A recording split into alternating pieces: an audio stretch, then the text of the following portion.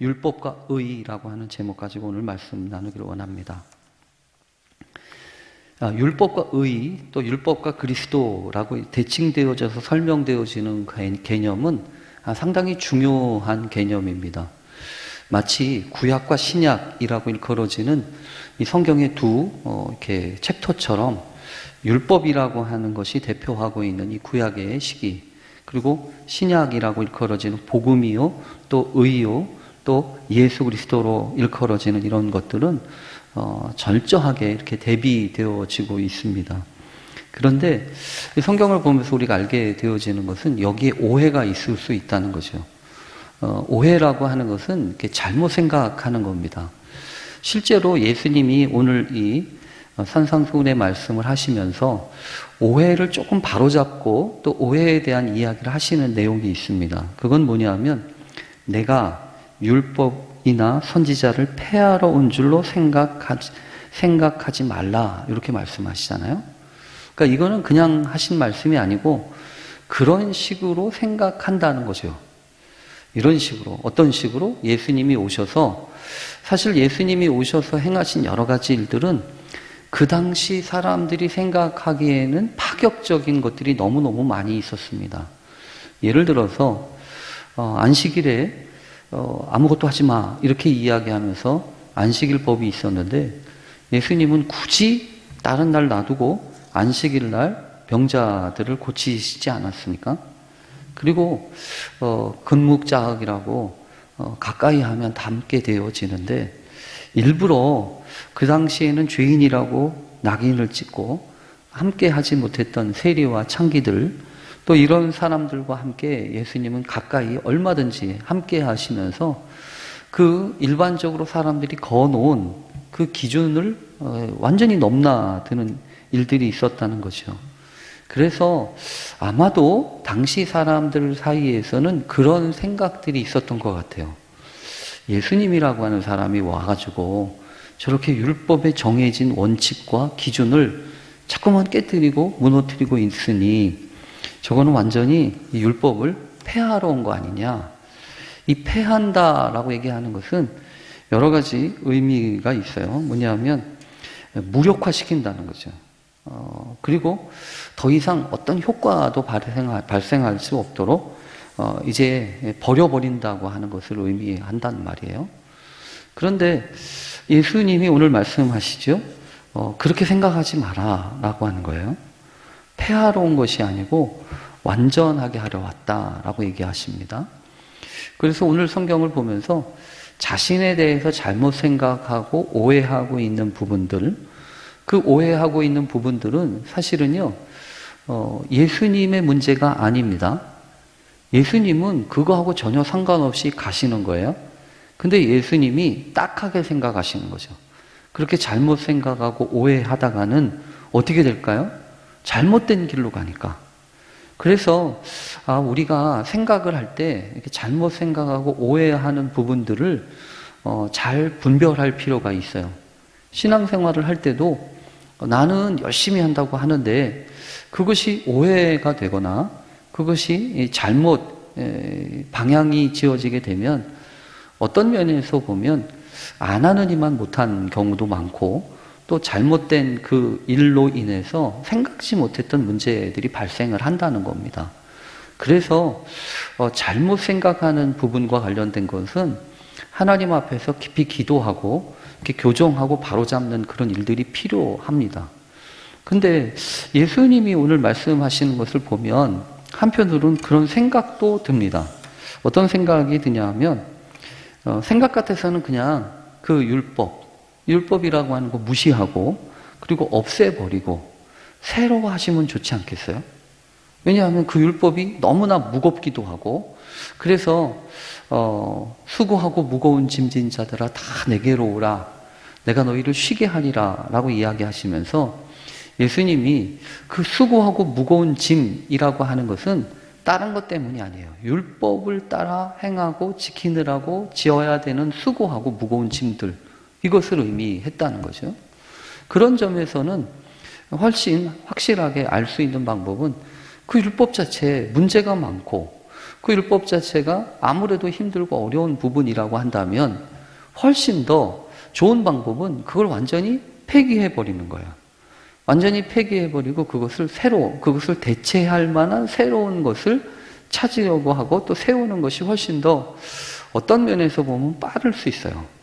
그런데 이것은 성경에 계속해서 나오는 이야기 중에 하나입니다. 뭐냐 하면 그 바탕이요, 그 흐름인데, 사실은 하나님 때부터 하나님이 천지를 창조하실 때도 천지를 창조하신 그대로 있지 않고 생각지 못했던 그 죄가 들어오기 시작하면서 에덴의 그 평화와 에덴의 기쁨이 빼앗겨지게 버리게 되잖아요. 그와 함께 이 죄가 들어오기 시작을 하고 죄가 사람들의 마음 가운데서 움직이면서 나쁜 영향력들을 계속 만들어내고 있지 않습니까?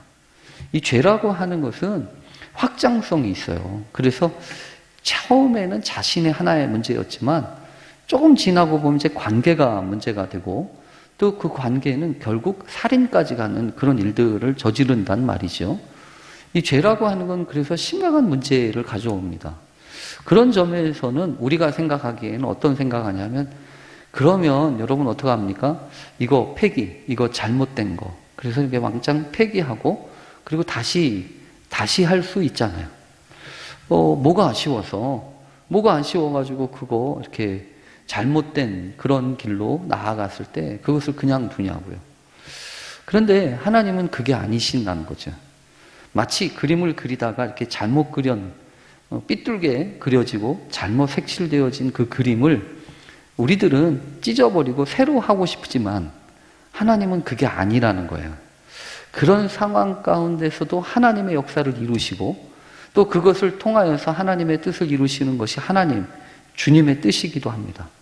이것은 예수님의 제자들을 향하여서 하셨던 말씀과도 똑같아요. 뭐냐 하면 예수님이 3년 동안 제자들을 키우시면서 제자들을 양육하시고 하나님 나라의 비밀을 가르쳐 주시고 또 엄청난 능력과 또 이 악령들 또 치유할 수 있는 그런 일들을 가르쳐 주셨잖아요. 그런데 그 제자들의 믿음은 예수님이 십자가에 달리셨을 때 아주 형편없는 것들로 드러나지 않습니까? 그래서 12명의 예수님의 제자 중에 한 명은 예수님을 팔아먹고 또 수제자라고 한 사람은 예수님을 모른다고 대놓고 3번이나 부인하지 않았습니까? 그렇다고 한다면 만약에 저 같으면 너희들 12명 이제 필요 없어.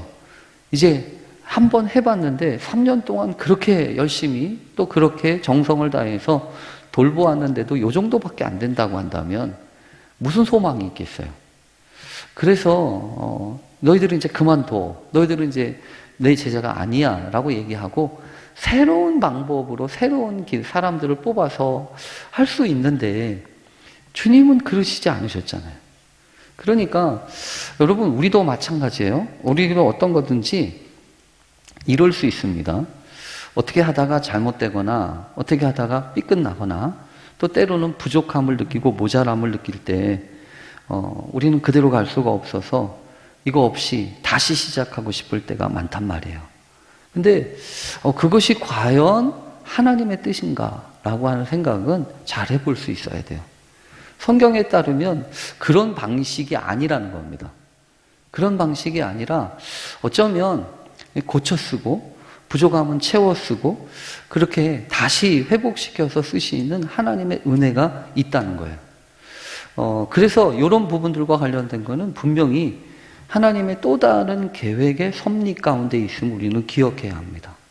그래서 가끔씩 우리가 보는 것처럼 부족하다고 모자라다고 이렇게 버리는 거 아니에요. 우리는 그러고 싶지만 하나님은 온전하게 만드시고 또 그 부분을 채우시고 또 부족함을 하나님의 은혜 가운데서 새로운 기회로 만드실 것이라고 믿습니다. 오늘 성경은 바로 그런 이야기예요. 예수님이 오셔서 잘못된 것 그거 폐기하는 게 아니라 오히려 완전하게 하려 왔다라고 이야기하시면서 심각하게는 이렇게 이야기하십니다. 진실로 너희에게 이르노니 천지가 없어지기 전에는 율점의 1.1획도 결코 없어지지 아니하고 다 이루리라. 여기서 우리가 한 가지 알 수 있는 게 있어요. 율법은 하나님의 약속입니다. 하나님의 계획이고 하나님의 섭리와 뜻이 담겨져 있는 율법입니다. 그래서 그 율법 안에는 그 율법을 단순하게 성문법처럼 이렇게 만들어져 있는 그 법도 법이지만 사실은 그 율법 자체 안에 감추어져 있는 하나님의 마음이 더 중요해요.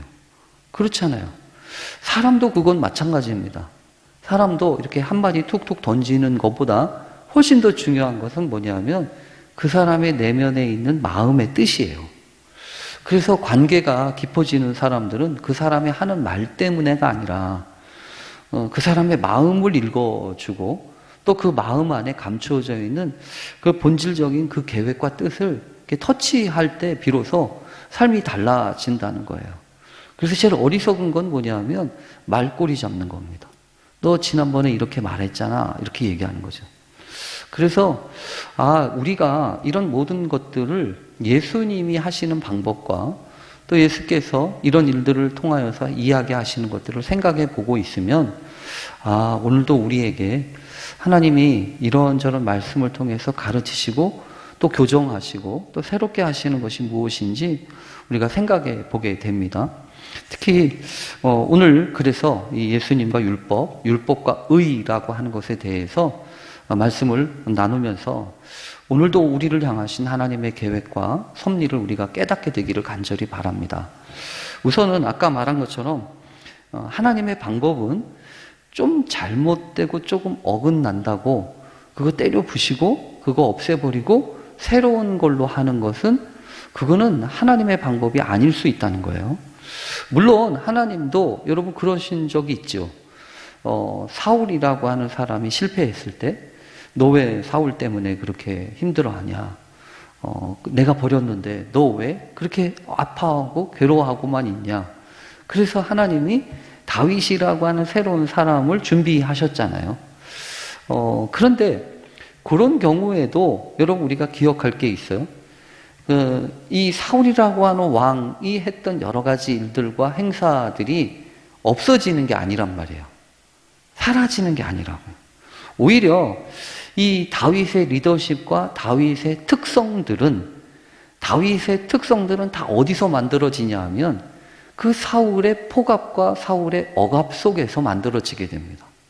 그러니까 이게 필요 없는 게 아니었던 거예요. 오히려 하나님의 뜻 가운데는 어떤 것도 버려지는 게 없습니다. 그래서 우리의 삶 속에서도 마찬가지예요. 내가 혹시 여러분 나 이거 없으면 좋겠어. 이런 성격, 이런 부분 잊어버리면 좋겠어. 사라지면 좋겠어. 도려냈으면 좋겠어. 라고 생각하시는 게 있잖아요. 근데 때때로 그게 없으면 내가 더 좋은 사람 될 거라고 생각하고 내가 더 완벽한 사람 될 거라고 생각을 하는데 그렇지 않을 수 있어요. 오히려 하나님이 우리가 분명히 기억해야 될 것은 내 안에 허락하신 것은 하나님의 특별한 계획과 섭리가 있음을 기억해야 합니다. 그래서 제일 어리석은 게 뭐냐면 비교하는 거예요. 남들과 비교하고 쟤는 저런데 왜 나는 없지? 이렇게 이야기하는 겁니다. 그래서 오늘 성경 본문에도 여러분 사실은 이런 부분이 있어요.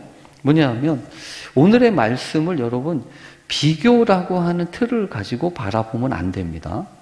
율법은 부족하니까, 율법은 모자라니까 율법 가지고는 안 돼. 그래서 뭔가 새로운 것을 가져오려고 하는 게 아니라 주님이 그러시잖아요. 그 율법을 완전하게 하신다고요. 그 율법을 완전한다고 할 때, 그 율법을 완전하게 한다고 할 때 이 완전의 의미는 두 가지예요. 어떤 거냐면 이 율법을 완전하게 한다고 하는 것은 그 율법이 목적하고 율법의 약속을 성취하신다고 하는 겁니다. 그러니까 첫 번째, 율법을 완전하게 하신다고 하는 것은 율법을 성취하신다는 거예요. 그래서 특히 이 구약에 보면 이 율법이라고 하는 것은 어떤 성향이 강하냐 하면 우리가 율법하면은 이렇게 생각해요. 율법하면은 이렇게 선을 그어가지고 요렇게 하지, 요렇게 해야 돼, 요렇게 하지 않으면 이렇게 될 거야 라고 일컬어지는 그런 명령처럼 생각한다는 거죠. 실제로 그런 성향도 이 율법의 특성 중에는 많이 있어요. 그래서 율법이라고 하는 것은 우리들 자신을 돌아보게 하는 상당히 중요한 기능을 하기도 합니다. 그렇잖아요. 그래서 이미 바울 같은 사람도 율법이 없으면 우리가 죄를 깨닫지 못한다라고 얘기하면서 율법은 우리를 회개케 하게 하고 또 죄를 알게 하는 몽학 선생과도 같다라고 얘기하지 않았습니까? 그런데 율법에는 그런 명령만 있는 게 아니라 또 하나가 있어요. 어떤 또 하나가 있냐면 약속이라는 겁니다. 그래서 율법 속에는 하나님의 명령만이 아니라 하나님이 이 약속, 이 허락하신 약속이 율법에는 오히려 율법에는 더 크다고 하는 거죠. 약속이 더 커요. 그래서 여러분 이걸 이렇게 이해해야 됩니다. 이 율법이라고 하는 것은 또 말씀이라고 하는 것은 하나님이 우리에게 그렇게 하시겠다고 하시는 뜻이에요. 그렇잖아요. 그래서 하나님의 율법은 우리가 어떻게 보아야 되냐 하면 우리는 너무 무거운 짐이야. 이거 어떻게 안 돼. 우리는 못하겠어. 라고 일컬어지면 그거는 율법을 허락하신 하나님의 뜻과는 어긋나게 되는 잘못된 결과로 가게 된다는 겁니다. 그래서 율법이라고 하는 것은 이 약속이고 그 약속은 하나님이 반드시 이렇게 행하시겠다고 하는 우리를 향하신 하나님의 뜻이라고 하는 거예요. 그래서 반드시 기억해야 될 것은 이 하나님, 오늘 성경에서 보면 내가 율법을 완전하게 하련다라고 할 때 첫 번째는 그 율법을 하나님이 말씀하신 그 율법을 예수 그리스도께서 온전하게 성취하신다는 겁니다. 그래서 구약 성경에는 예수님과 관련된 언약, 예수님과 관련된 예언들이 성경학자들에 따르면 약 1500개 이상이라고 그래요. 1500개 이상. 특별히 이 태초에 천지를 창조하시고 그리고 그 아담 에덴 동산에서부터 원시복음이라고 하죠.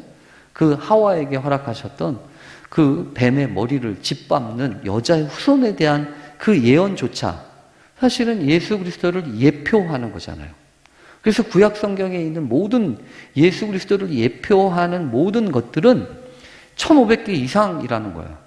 근데 그 언약과 그 약속과 그 예표가 신약 성경의 예수님으로 말미암아 이루어졌잖아요. 성취가 됐잖아요. 그러니까 율법을 완전하게 한다는 의미의 첫 번째는 하나님이 약속하시고 말씀하신 것을 이루신다고 하는 겁니다. 그래서 우리가 언제나 기억해야 돼요. 하나님은 그냥 툭 하고 던지시는 말씀이 아닙니다. 사실은 하나님만 그런 게 아니고 우리도 다 그렇죠. 우리가 자녀들에게 한마디씩 던지는 말들은 사실은 그냥 던지는 얘기가 아니잖아요. 마음에 깊숙한 그 바람과 소원이 있는 말들이잖아요. 근데 문제는 뭐냐면 우리는 소원만 있어요. 그것을 이룰 힘이 없어요. 하나님은 그렇지만 말씀하신 것을 언제나 이루실 수 있어요. 그게 우리가 다른 거잖아요. 그래서 하나님의 말씀은 분명히 하나님의 뜻이요 하나님의 이름과 성취를 통해서 완전하게 하실 것이다 라고 하는 얘기를 분명히 해야 합니다. 그 다음에 두 번째가 있어요. 내가 율법을 완전하게 한다라고 할 때 이 두 번째 완전한다고 얘기하는 것은 그 율법의 나쁜 기능, 율법의 이런 모든 필요로 되어지는 것들을 예수님이 충족하셔서 이제는 종결시켰다라고 얘기하는 겁니다. 이제 끝났다라고 하는 거예요. 더 이상 그 율법이 요구하는 것들이 계속적으로 우리한테 오고 있는 것이 아니라 예수 그리스도를 통하여서 이루신 모든 것들이 그 율법이 요구하는 모든 것을 완전하게 충족시켰다는 겁니다. 마치 여러분 그런 거죠. 우리가 빚을 졌어요. 우리가 어떤 사람한테 빚을 졌는데 그 빚을 못 갚아요. 그 빚을 못 갚는다고. 근데 그 율법이 요구하는, 우리에게 요구하는 것도 우리는 갚을 수가 없어요. 근데 그러다 보니까 그 율법한테 계속 끌려다니는 거죠. 왜냐하면 빚을 갚지 못하고 있으니까. 그 사람만 보면 괜히 가슴이 덜컹하고 뭐라고 얘기를 하면 꼭 나한테 하는 소리 같고 그래가지고 이 불편하잖아요. 그런데 이게 완전하게 충족이 돼요. 갚았다고요. 그러면 더 이상 그 사람의 눈치를 보지 않아도 되잖아요. 그 사람과 부정적인 관계가 없잖아요. 그래서 실제로 이 성경에 보면 로마서 10장 4절 이건 한번 읽어봐야 돼요. 로마서 10장 4절 한번 읽어보겠습니다. 로마서 10장 4절입니다. 한번 같이 읽어보겠습니다. 로마서 10장 4절. 성경에서 이미 그렇게 이야기하고 있어요. 10장 4절입니다. 함께 읽겠습니다. 시작. 그리스도는 모든 믿는 자에게 의를 이루기 위하여 율법의 마침이 되시니라. 누가요? 예수님이. 그러니까 예수님이 율법을 완성하신다, 율법을 완전하게 하신다라고 얘기할 때 이 완전이라고 하는 두 번째 의미는 이 모든 것들을 다 충족하시고 끝내신다고 하는 거예요. 그래서 더 이상 율법의 요구가 우리한테 미치지 않는다는 겁니다. 그래서 그리스도를 통해서 오늘 우리에게 허락하셨던 이 모든 율법의 요구들이 더 이상 무거운 짐이 아니라 더 이상 해결되지 못하고 우리한테 계속해서 이런 거 저런 것만 요구하는 것이 아니라 하나님의 은혜로 완전하게 채워지는. 그래서 있잖아요. 이런 걸 보면 우리가 한 가지 소망을 가질 수 있어요. 뭐냐면 우리가 해결하지 못하는 그 관계에 어려움이 있잖아요. 아무리 노력을 하고 아무리 수고를 한다고 해도 이게 채워지지 않는 부분과 이게 고쳐지지 않는 부분이 있어요. 그런데 그것을 우리로서는 할 수 없어요. 우리로서는 할 수 없다고. 근데 그것을 완전하게 하실 분이 주님이시라는 겁니다. 그래서 그 관계 안에 하나님이 계시는가, 하나님이 안 계시는가가 이렇게 달라요. 사람과의 관계 속에서 하나님이 계시면 부족함도 있고 연약함도 있지만 또 잘못한 것 때문에 이런저런 실수도 있지만 상처도 있지만 언젠가는 하나님이 해결하세요. 그것이 오늘 우리에게 주시는 소망이고 또 하나님의 우리에게 허락하신 믿음의 은총이라고 저는 믿습니다. 그것을 지금 이야기하고 계시는 거라는 거죠. 그래서 너희가 율법이나 선지자를, 이 율법이나 선지자라고 하는 것도 사실은요, 구약에 있는 모든 것들을 통칭할 때 이 율법과 선지자라고 보통 얘기하거든요. 그러니까 율법과 선지자는 다른 게 아니에요. 그동안에 있었던 모든 구약의 말씀들과 또 구약의 이야기들을 통해서 우리에게 주어졌던 율법의 모든 것들을 이야기합니다. 그리고 율법이라고 하는 것은 친히 세 가지의 율법의 특성이 있어요. 율법이라고 하는 것 속에는 첫 번째는 제사법이죠. 제사와 관련된 거.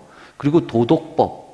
그리고 의식법, 재판법이라고 일컬어지는 것들이 그 율법 안에는 있는 겁니다. 그래서 모세오경으로부터 시작돼서 이스라엘 백성들을 전면적으로 다 꽉 쥐어잡고 또 율법의 모든 것들이 통치하는 시대가 그 구약의 시대인데 그 구약의 시대를 완성하고 이제 더 이상 새로운 그래서 신약이 시작되는 거잖아요. 그래서 주님이 오셔서 완전하게 하신다고 하는 그런 의미를 우리가 생각해 보면서 새로운 소망을 갖게 됩니다. 그래서 오늘 성경에 보면 1.1획도 결코 없어지지 아니하고 다 이루리라 라고 얘기하는 거예요. 다 이루시겠다는 겁니다. 그러니까 하나님이 허락하신 것은 의미 없는 게 없어요. 다 필요한 것이고 다 이렇게 저렇게 쓰임받을 줄 믿어야 됩니다. 설령 내 안에는 조금 어렵고 힘들고 이것만 없으면 좋겠는데 라고 생각되어지는 그것까지도 하나님은 하나님의 그 완벽하신 계획과 섭리를 위해서 악도 선용하시니까. 근데 여기서 이제 문제가 있어요. 이것을 방해하고 이것을 자꾸만 삐뚤어지게 만드는 게 있다는 거예요. 그게 뭐냐 하면 그게 죄예요. 이 죄라고 하는 것이 우리 안에 작동하고 그 죄가 계속해서 그것을 막아낸다는 겁니다. 잘못된 길로 가게 하고 그래서 우리 안에 이런 하나님의 역사와 은총을 자꾸만 걸림돌이 되게 하고 막아내는 것이 죄의 문제인데 사실은 이 죄의 문제 때문에 이걸 해결하기가 어려워서 여러 차례 힘들고 어려운 그런 부분들이 있어요. 실제로 이 죄의 문제 때문에 세상에서는 여러 가지 많은 고민이 있습니다. 이 범인을 잡아가지고 감옥에 가두기도 하고 또 가두는 것으로 끝나지 않아서 아예 없애버리기도 하고 처형도 하고 손해를 보기 위해서 벌금도 내게 하고 어떤 때는 힘들어서 노동 교화를 하기도 하고 그러잖아요. 근데 문제는 뭐냐 하면 죄의 문제를 해결할 수가 없다는 거예요. 사람의 죄의 문제를 해결할 수가 없어요. 사람의 몸뚱아리는 붙잡아둘지 모르지만 사실은 죄라고 하는 건 여러 가지예요. 죄의 행동일 수도 있고, 죄가 우리 안에 만들어 있는 죄의 소원일 수도 있어요. 그리고 죄 자체일 수도 있어요. 죄로 말미암아 일어난 결과일 수도 있다고요. 그게 다 죄라고 일컬어지는 거예요. 근데 이것을 우리가 다루어 보는데 대부분의 이 죄의 소욕이나 또 죄 자체를 다루기보다는 죄가 일으킨 결과들을 조금씩 이렇게 수습하는 정도라는 겁니다. 근데 실제로는 사실은 그 죄의 결과들을 수습한다고 해서 해결되는 게 아니라 죄 자체의 문제를 해결해야 되잖아요. 죄 자체의 문제를. 죄의 영향력을 줄여야 되잖아요. 이거는요, 우리에게도 마찬가지예요. 우리 안에 암과 같은 여러 가지 악한 독종과 또 이런 질병이 있어요. 근데 이 질병은 가만히 있질 않고 영향력을 끼치지요. 그렇잖아요? 그래서 어떤 때는 열이 나기도 하고 또 어떤 때는 아프기도 하고 이런 일들이 자꾸 벌어져요. 그거는 질병의 자체가 아니고 질병으로 일어난 여러 가지 결과들이란 말이에요. 사실은 열이 나도 그래서 의사들은 이제 바짝 긴장해요. 왜냐하면 열이 났는데 이게 왜 열이 났냐 이거예요. 그래서 그 열 난 그 원인을 찾아서 도려내든지 다스려야 이게 근본적인 치료가 되는 거지, 열이 났을 때 냉찜질 한다고 머리에다가 또 팔에다가 손에다가 그 열 나는 부분을 이렇게 열만 떨어뜨린다고 될 일이 아니잖아요. 그래서 예수님이 오신 것도 마찬가지예요. 하나님의 방법과 이 율법이라고 하는 것들을 통해서 계속해서 이 다스리고 이 죄의 역사를 컨트롤하려고 했지만 사실은 그게 방법이 아니라는 겁니다. 율법 자체는 그 죄의 요소와 죄의 심각성과 죄의 문제들을 파악하고 알도록, 그래서 하나님께 돌아오도록 하는 거예요.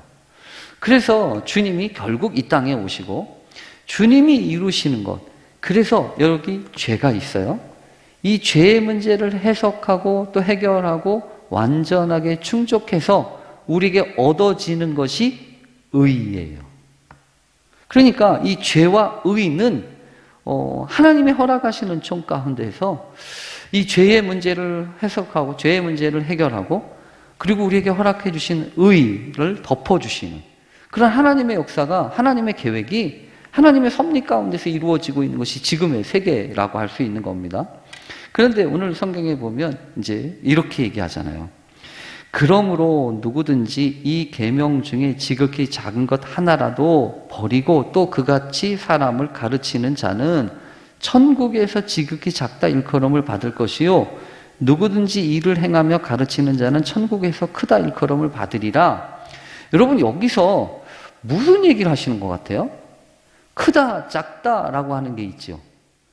그래서 작은 것 하나, 이 계명 중에 지극히 작은 것 하나라도 버리고, 여러분 이건 무슨 소리겠어요? 계명을 우리는 계산합니다. 이거는 큰 계명, 이거는 작은 계명. 그래서 작은 계명은 어겨도 괜찮은 계명. 마치 삼손이라고 하는 사람이 자신이 나시린으로 태어났지만 나시린으로 태어났을 때 몇 가지 하나님이 지켜야 된다고 말씀하신 게 있었죠.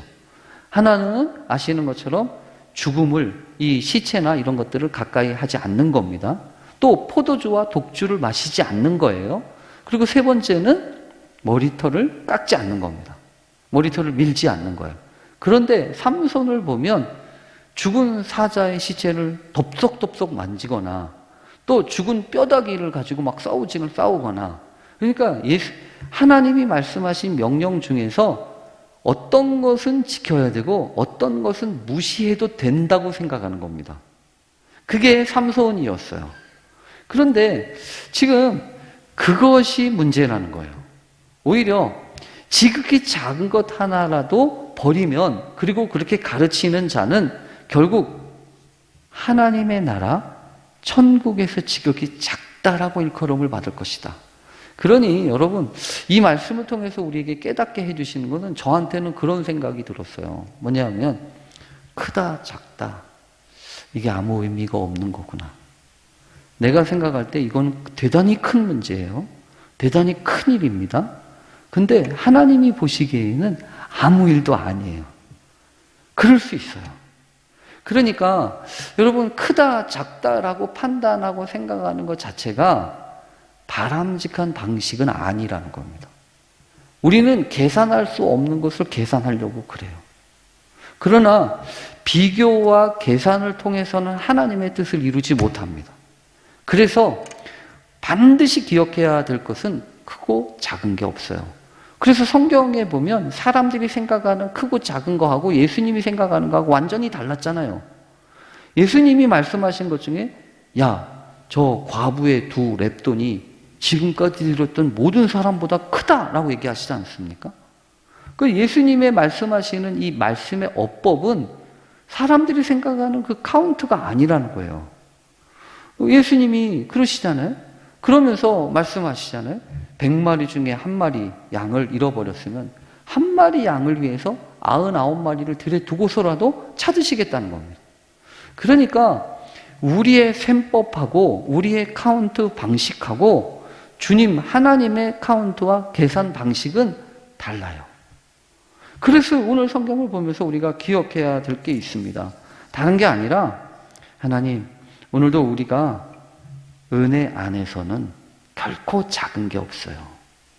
은혜 안에서는. 그러니까 작다 크다 이거 생각하면 안 돼요. 첫 번째 아까 말씀했죠? 하나님이 완전하게 하신다. 그래서 하나님의 방법은 이거 부족하니까 이거 모자라니까 이거 없애. 그리고 나서 새로운 것을 하시는 게 아니라 그 얘기는 부족해도 괜찮다는 거예요. 부족해도 조금 괜찮아요.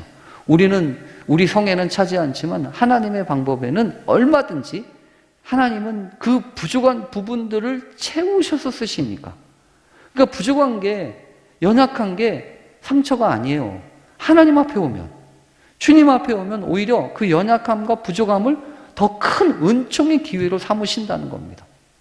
그리고 오늘 말씀처럼 작든지 크든지 그거는 따지는 게 아니다. 오히려 우리가 생각할 때 작다고 생각하는 것을 주님은 커다랗게 보시고 우리가 생각할 때 중요하게 여기는 것을 주님은 별로 대수롭지 않게 여기실 수 있다. 그래서 오히려 우리가 작다 크다 생각하지 말고 은혜 안에 있어야 합니다. 지금 주님은 우리에게 그걸 가르치시는 거예요. 성경에서 보면 그래서 여러분 요것도 요렇게 읽어야 돼요. 우리가 20절 이제 마지막 요 말씀인데 내가 너희에게 이르노니 너희 의가 서기관과 바리새인보다 더 낫지 못하면 결코 천국에 들어가지 못하리라. 여러분 요 말을 읽을 때 우리가 조금 놀라는 게 하나 있어요. 뭐냐 하면 너무 강력한 말씀이에요. 이런 식으로 주님이 얘기하지 않는 여지가 없다는 겁니다. 여지가. 결단코 천국에 들어가지 못하리라 이렇게 말씀하시잖아요. 천국과 관련돼서는 조금의 여지가 없어요. 그 얘기를 지금 하시는 건데 지금 그 이야기에 뭐냐면 이거예요. 너희의 의가 서기관과 바리새인의 것보다 낫지 않으면 결단코 천국에 들어가지 못한다는 거예요. 이런 결단코 천국에 들어가지 못한다라고 하는 말씀이 또 한 번 있어요. 이 마태복음 18장에 보면 너희가 돌이켜서 어린아이가 되지 아니하면 결단코 천국에 들어가지 못하니라 이 말씀이 있어요. 근데 어쨌든 이 말씀은 너무 강력한 말씀이에요. 다른 여지가 없는 말씀이라고요. 그러니까 우리가 어떤 생각을 하기 쉽냐 하면 이렇게 생각하기 쉬워요. 그래, 하나님이 말씀하셨지. 너희의 의가, 우리의 의가 서기관과 바리새인들의 의보다 나아야 되는 거야. 이렇게 얘기하죠. 그래서 여러분 우리는 이 말씀을 이렇게 이해해요. 어떻게 이해하냐면 우리가 노력해가지고 우리가 힘쓰고 애써서 저 서기관과 바리새인보다 더 좋은, 더 나은 의를 가져야지 라고 생각하는 거죠. 그렇게 이해하잖아요. 근데 성경은 그런 의미가 아니에요. 오늘 성경을 아무리 읽어보십시오. 지금 서기관과 그러면 우리가 먼저 해결할 게 있어요. 뭐냐면 서기관과 바리새인의 의의가 뭘까요? 서기관과 바리새인들이 가지고 있었던 의의라고 하는 게 있으니까 지금 이런 얘기를 하시는 거잖아요. 그럼 서기관과 바리새인들의 의의라고 하는 것은 여러분 어떤 의의라는 거예요? 우선 여러분 서기관과 바리새인이라고 하는 사람들을 잘 이해하셔야 됩니다. 서기관과 바리새인이라고 하는 사람은 이렇게 이해하시는 게 좋아요. 서기관이라고 하는 것은 직책입니다. 서기관은 직책이에요. 그래서 이전에 이 느헤미야, 에스라 거기에 심세라고 하는 국가가 지정한 서기관이 있었고 에스라도 서기관이었죠. 하나님의 말씀을 맡아서 그 말씀을 기록하고 그 말씀을 해석해서 사람들한테 알려주고 가르쳐주는 일을 하는 사람이 서기관들이에요. 그러니까 이 사람들은 다른 일 안 합니다. 앉아가지고 아침부터 다른 일 안 하고 하나님의 말씀을 잘 읽고 그리고 필기하고 정리하고 연구하는 게 이 사람들의 일이에요. 그런가 하면 바리새인은 직책은 아니에요. 바리새인은 분파입니다. 바리새인과 같은 무리라고 하는 거죠. 마치 사두개인, 바리새인, 에세네파 이런 것처럼 문파를 의미합니다. 근데 바리새인의 특징이 있는데 서기관들이 해석하고 서기관들이 가르친 것을 삶으로 살려고 애쓴 사람들이 바리새인들이에요. 그러니까 서기관과 바리새인은 마치 세트처럼 같이 붙어올 수 있는 가능성이 있고 그리고 이런 사람들은 다 철저하게 어떤 거와 관련되어 있냐면 하나님의 말씀대로 하나님의 말씀을 연구하고 하나님의 말씀대로 살아내는 사람들이라는 겁니다. 그런데 여러분 근데 이 서기관과 바리새인들의 의에는 한계가 있어요. 어떤 한계가 있냐 하면 형식적인 겁니다. 형식적인 거라고 하는 거는 이런 거죠. 마치 성경에 보면 마태복음 23장 25절 거기에 보면 이런 말씀이 있어요. 화 있을진저 서기관들과 바리새인들이여 너희는 잔과 대접의 겉은 깨끗이 하되 그 안에는 탐욕과 방탕으로 가득하게 하는도다. 그러니까 서기관과 바리새인들이 하는 의의 모든 행동과 초점은 겉에 있다는 거예요. 마치 잔의 대접의 겉은 깨끗이 한다는 겁니다. 그러나 그 안에까지는 할 수가 없는 거죠. 그 안에는 그러니까 바리새인과 서기관들의 의는 형식적인 의를 추구하는 거예요. 들키지 않으면 되고요. 사람들한테 보이는 것이면 돼요. 그게 이 서기관과 바리새인들의 의예요. 그 다음에 두 번째 이 서기관과 바리새인들의 의의 특징이 있어요. 뭐냐하면 편파적입니다. 전체가 아니에요. 마치 여러분 그거잖아요. 너희들이 박하와 회양과 근체의 11조는 하나님 앞에 드리되 율법에 더 중한 바 정의와 긍휼과 믿음은 버렸도다. 주님이 서기관과 바리새인들을 책망하시면서 하신던 거죠. 박하와 그냥 이 박하와 회양과 근체라고 하는 것은 이들이 11조로 드렸던 건데 박하 같은 또 근체 같은 또 회양과 같은 이런 물건들에까지도 11조를 드릴 정도로 이들은 종교적이었다는 거죠.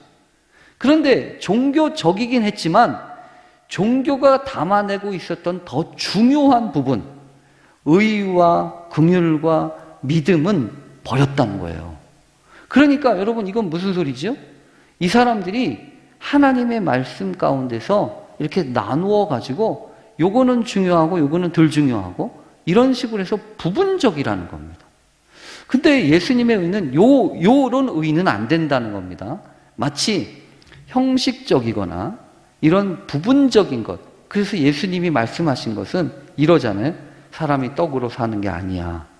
하나님의 입으로 나오는 모든 말씀으로 산다. 이러시잖아요. 그러니까 말씀이라고 하는 것도 거기서 어떤 부분을 얘기하는 게 아니라 하나님의 입으로부터 나오는 모든 말씀이라는 거예요. 그러니까 예수님이 말씀하시는 의라고 하는 것은 형식적인 게 아니라 전체적인 거예요. 부분적인 게 아니라 그 내면까지 포함하면 그 내적인 부분까지 전부 다 일컫는 겁니다. 그러니까 너희 의가 서기관과 바리새인들의 의보다 나아야 한다고 하는 것은 그런 의미인 거죠. 부분적이지 않고 전체적이고 형식적이지 않고 내면적인 것까지. 그런데 여러분, 여기서 한 가지 안타까운 게 있어요. 가능한가요? 이거는 가능하지 않아요. 이건 가능하지 않아요. 그러니까 이 이야기는요, 너희의 의가 서기관과 바리새의 의보다 낫지 못하면 결단코 천국에 가지 못한다라고 하는 얘기는 이런 의미예요. 우리는 모두 다 천국에 갈 수 없어요. 그 어떤 사람도 노력하고 아무리 선행을 쌓고 아무리 세상적인 명성과 많은 것들을 가지고 있다고 할지라도 하나님의 의를 충족할 수가 없다고요. 이 얘기는 무슨 소리죠? 하나님만이 하실 수 있어요. 주님만이 하실 수 있다고요. 그래서 하나님, 오늘도 우리가 이 말씀을 통해서 여러분 이렇게 오해하지 않기를 바랍니다. 더 나은 의를 찾으려고 하지 마세요. 우리는 더 나은 의를 가지고 추구하는 사람이 아니에요. 서기관과 바리새인들의 의보다 더 낫지 아니하면이라고 말씀하셨지만 그 주님의 마음의 뜻은 이 길이 아니라는 거예요. 오히려 하나님만이 주님이 허락하신 의, 그 율법의 모든 것들을 만드시고 율법의 모든 것들을 완전하게 충족하시고 주님의 십자가의 보혈로 우리에게 허락해 주시고 부여해 주신 칭의, 우리에게 입혀주시는 하나님의 의라고 하는 겁니다. 율법의 의가 아니고 믿음의 의를 얘기하는 거죠. 그래서 오늘 이 말씀을 통하여서 율법과 의라고 하는 것, 또 율법과 그리스도라고 하는 것, 그것이 무엇인지 잘 생각하면서 하나님, 우리가 이 서기관과 바리새인들처럼 예수님을 오해하지 않기를 바랍니다. 우리가 오해해서 나름대로 열심히 하는데, 노력을 하는데 안 돼. 이게 아니라 우리는 노력으로 사는 사람이 아니라 은혜로 사는 사람이에요. 십자가로 이미 이루신 예수 그리스도의 보혈과 능력 가운데 하나님이 허락하시면 부족해도 연약해도 모질라도 괜찮아요. 그 부족한 부분은 주님이 채우실 테니까 그것을 믿는 믿음으로 사는 것이 오늘 우리의 삶인 것을 기억하면서 주 앞에 그렇게 나아가는 우리 모두 되실 수 있기를 간절히 축원합니다. 우리 함께 같이 기도하겠습니다. 하나님 아버지, 우리가 어찌 이렇게 살 수 있사오리이까? 아무리 노력을 해도 어찌 하나님의 눈을 다 채울 수 있고 하나님이 허락하신 그 기준을 충족시킬 수 있사오리이까? 우리는 부족하고 연약하지만 하나님의 은총으로 그 부족한 부분들 채우시고 훌쩍훌쩍 넘어갈 수 있는 은총을 더하여 주시기를 간절히 원합니다. 그리하여 우리에게 우리의 모든 행실과 우리의 모든 선행을 그것으로 충족하는 것이 아니라 하나님이 이미 십자가로 이루신 그 예수 그리스도의 보혈과 그 은총만이 우리를 온전케 하시고 또 우리를 완전케 하심을 믿으며 주님 앞에 나와 은혜를 구하는 믿음의 사람들 되게 해 주시옵소서. 내가 더 완전해지기 위하여 다른 사람 나쁘게 만들지 않게 하시고 하나님 앞에 더욱 가까이 나아가기 위하여 나를 향하여 손 뻗는 사람들의 애절하고 안타까운 말들을 그냥 뒤로 넘기는 일 없도록 주여 불쌍히 여겨 주시옵소서. 오늘도 우리에게 참된 비밀과 소망과 은총을 주셔서 하나님이 주시는 참된 복음의 사람들, 믿음의 사람들 되게 해 주시옵소서. 예수님의 이름으로 기도합니다. 아멘.